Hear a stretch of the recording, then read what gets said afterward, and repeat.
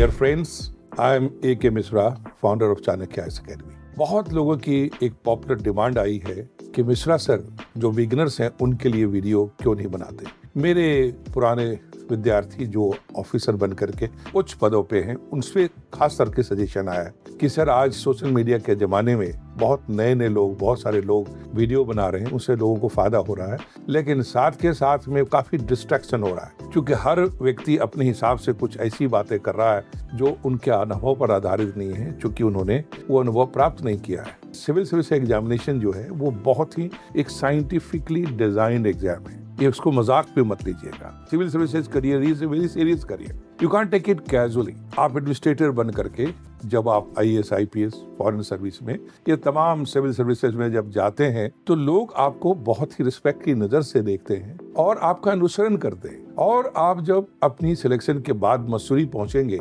तो आपकी जो फाउंडेशन कोर्स है और ट्रेनिंग प्रोग्राम है उसमें एक बहुत ही इंपॉर्टेंट ट्रेनिंग होगी। That training is called officer like quality, OLQ।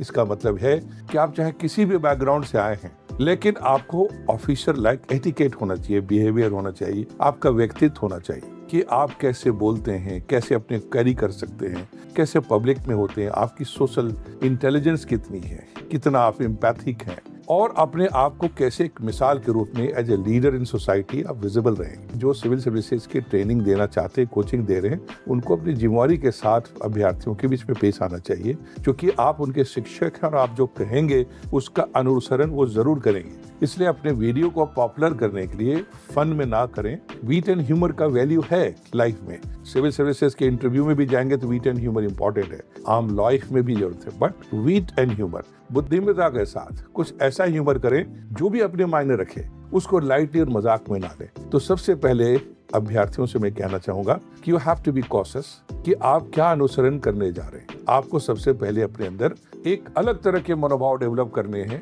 Officer like quality develop करना है। सिविल सर्विसेज प्रिपरेशन सिर्फ सब्जेक्ट का प्रिपरेशन नहीं है, ये जो प्रिपरेशन है मेंटली, साइकोलॉजिकली, इमोशनली आपको अपने आप को तैयार करना है। और तभी आप जो विषय वस्तु पढ़ेंगे, जो करिकुलम को पढ़ेंगे, तैयारी करेंगे, तो आप उस माइंड से करेंगे, because your syllabus is of 10+2 only at large level. General study, CSAT जो तैयारी करेंगे वो सिलेबस का स्टैंडर्ड 10+2 का है। उसमें विद्वान नहीं चाहिए, सिविल सर्विसेज में विद्वानों की जरूरत नहीं है, उसमें जरूरत है कितनी बुद्धिमत्ता के साथ उस विषय वस्तु को आप उतारेंगे अपने जीवन में और अपने व्यक्तित्व का विकास करेंगे। एक ऑप्शनल सब्जेक्ट लेना, वो भी ग्रेजुएशन लेवल का है। आपका ग्रेजुएशन उस सब्जेक्ट में रहा है या नहीं रहा है, आपने उससे कोई पहले कोई जानकारी थी या नहीं रही, कोई फर्क नहीं पड़ता। For example, engineering candidate mostly लोग ह्यूमैनिटीज ले लेते हैं, नहीं पढ़ाई की उसकी, बट क्या वो ह्यूमैनिटी में अच्छा नहीं कर सकते? बहुत अच्छा कर सकते हैं, अच्छा रिजल्ट बनाते हैं, टॉप करते हैं। कोई भी सब्जेक्ट आप अपनी चॉइस से ले सकते हैं, इसीलिए इसको वैकल्पिक विषय कहा गया, ऑप्शनल सब्जेक्ट कहा गया।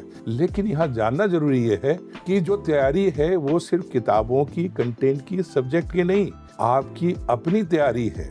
मेंटली, साइकोलॉजिकली रेडी करना कि क्या आप सही एप्टीट्यूड के साथ, व्यक्तित्व के साथ, एक अच्छी सोच के साथ आप सिविल सर्विसेज में जाने के लिए तैयार हो रहे हैं। आप IAS सिलेक्शन के बाद नहीं बनेंगे, आप पहले अपने विचारों से, मन से, बात से, कम्युनिकेशन से, राइटिंग से, पूरी व्यक्तित्व से IAS बन चुके होंगे। UPSC तो सिर्फ आपकी फॉर्मेलिटी पूरी करेगी, एक अपने पैरामीटर में जांचेगी कि yes you are the right candidate to get into civil services, और आपका सिलेक्शन होगा। तो आपके ऊपर सिर्फ स्टैंप लगना है, तैयारी आपकी है। इसलिए आप इसको पहले सीरियसली लेंगे और इस प्रिपरेशन के दौरान जो सबसे पहली चीज आपको ध्यान रखनी है, to get ready mentally, mindset. एक ऑफिसर क्या करता है IAS बन करके, IPS बन के, फॉरेन सर्विस में जाके, सबसे पहले उसी को समझना चाहिए। इसलिए नहीं कि रैट रेस की तरह या आम लोग दौड़ पड़े तो आप भी दौड़ पड़े कि IAS में जा रहे हैं तो रुतबा होगा, पावर होगा, ये होगा, वो होगा। आप लोगों के कहीं सुनी पे नहीं जाइए। It's a career, it's not just a job, it's an opportunity.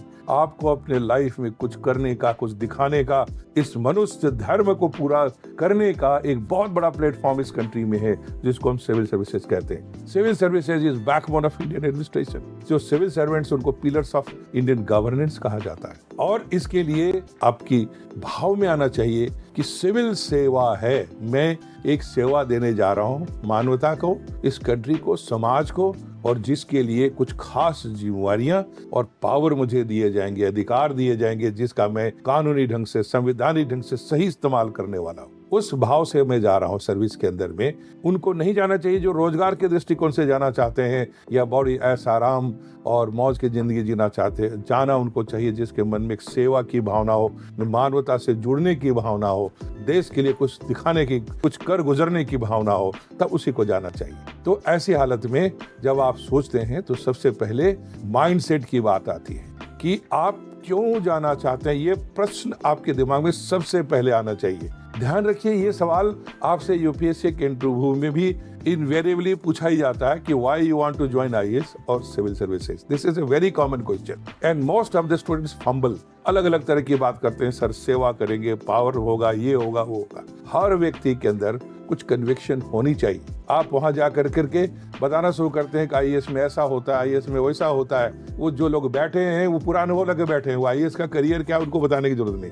वो आपसे ये पूछ रहे हैं why do you want to go, कि आपके अंदर में ऐसी क्या भावना चल रही है जिसके आधार पर अपनी प्रतिभा को ध्यान रखते हुए, अपनी टेम्परामेंट, एप्टीट्यूड को ध्यान रखते हुए आप इस करियर का सिलेक्शन कर रहे हैं, जिससे देश समाज को देने की भावना है। पॉलिसी मेकिंग में भाग लेनी है, इम्प्लीमेंटेशन में भाग लेना है, देश के विकास में भाग लेना है। क्या करना चाहते हैं और उसके कारण से आपको क्या मिलने वाला है, मतलब in terms of satisfaction, reward, in terms of recognition, वो उसको ध्यान रखते हुए। और कोई न कोई रीजन जो आपके लाइफ में बन रहा है वो क्या बन रहा है उसको आपको बतानी चाहिए।